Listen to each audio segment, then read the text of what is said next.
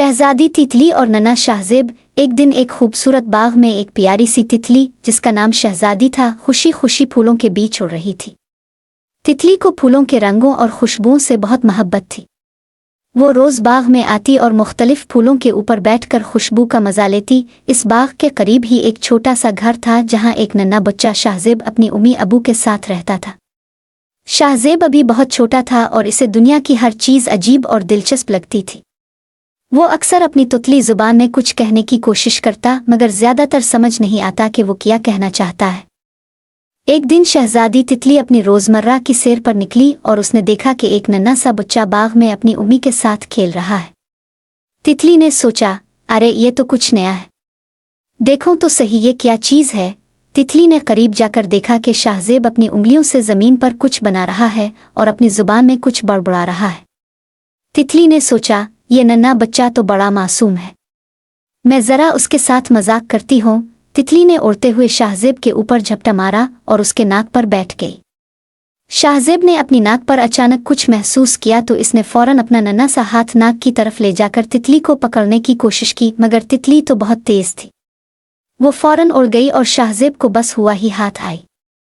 शाहज़ेब ने हैरानी से अपनी नाक की तरफ देखा और फिर अपने हाथों को झूरने लगा जैसे वो समझने की कोशिश कर रहा हो कि ये क्या हुआ। तितली ने दोबारा उसके इर्द गिर्द चक्कर लगाना शुरू कर दिया, कभी उसके सर पर, कभी उसके कंधे पर और कभी उसके हाथों के करीब।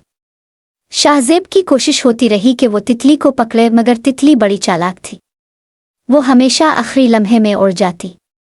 शाहज़ेब की मायूसी बढ़ती जा रही थी मगर वो भी हार मानने वालों में से नहीं था। अचानक शाहज़ेब को एक तरकीब सूझी। इसने अपनी मुट्ठी को बंद कर लिया और तितली का इंतज़ार करने लगा।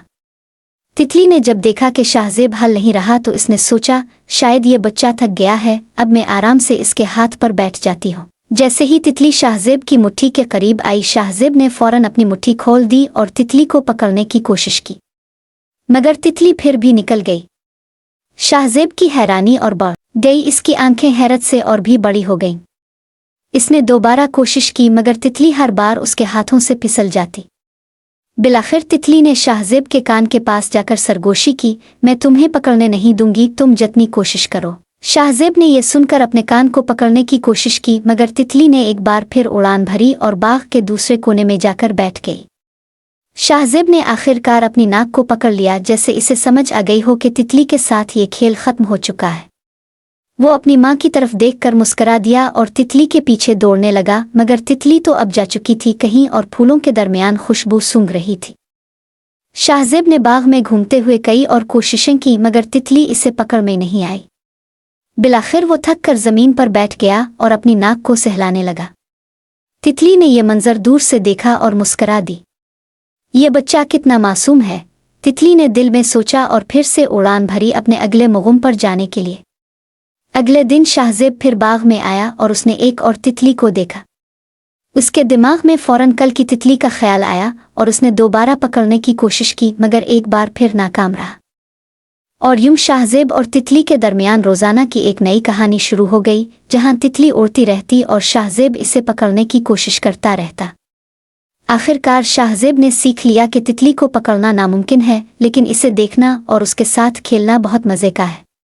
यूं तितली और शाहज़ेब की दोस्ती की एक दिलचस्प कहानी बन गई जिसमें हंसी, मासूमियत और मज़े का भरपूर सामान था।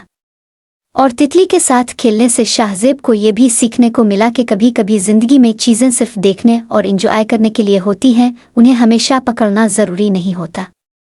कहानी ख़त्म हुई मगर तितली और शाहज़ेब की दोस्ती हमेशा के लिए यादगार बन गई। ख़त्म शद।